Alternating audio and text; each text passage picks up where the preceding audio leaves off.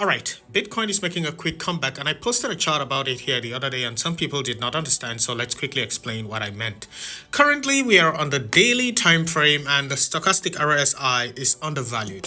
When we go to the 3-day time frame, we also see that the stochastic RSI is way undervalued right there.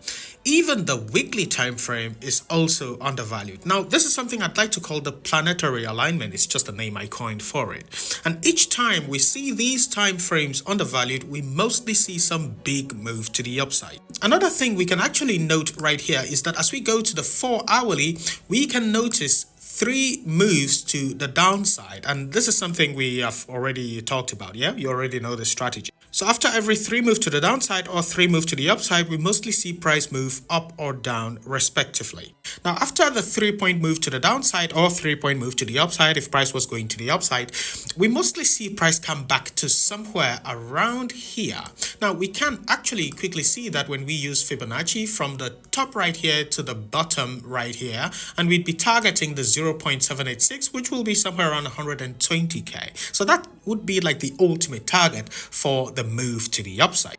But the 0.5 Fibonacci level, which is somewhere around 115k, will be a bit of a problem because that's like a 50% retracement of the move to the downside. So it's some sort of psychological level. For the chart I sent you though, we will see that BTC did not quite come into our accumulation zone right here, which is why I did signal to you somewhere around 110, that's 110.2, that we should start to get increasingly bullish because this thing may be front run by USDT dominant, and that happens really just most of the times in this our current cycle. We expect a level, USDT goes there first, and we don't get to the exact point. Now I mean USDT dominance, not the stable coin itself. So for now, as we already discussed, we are bullish on Mr. BTC. If we can by some chance come back into this level, we'll only get more bullish because this thing will eventually go back to that 120k zone.